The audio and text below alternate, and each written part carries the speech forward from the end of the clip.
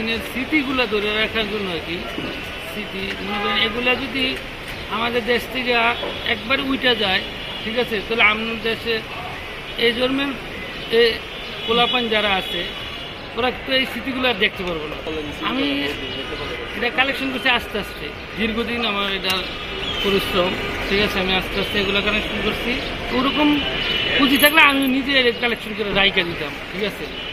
আমি রাখার মতন ওরকম অ্যাবিলিটি নাই, ঠিক আছে, রাখতেও পারবো না, তার পুঁজি দরকার আছে। আমি যা আছে সব বেশিরভাগই পুরানো, ঠিক আছে।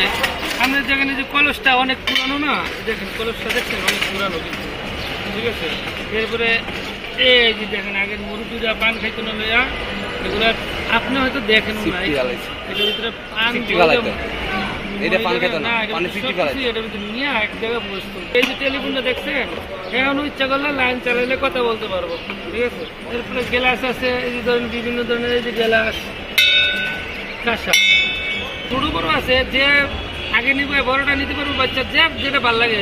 বদনা 2500 টাকা পিস, আর লোটাগুলো হলো 1500 টাকা পিস। তিনটা আছে, যে যেটা নিতে পারে।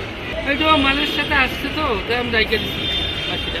এটা বাসের বাসি আর কি, অনেক আগে বেচা কিনা যে দেখতে আসে অনেকে, আগে তো দেখতো না, জানতো না, আর এখন মোটামুটি আছে।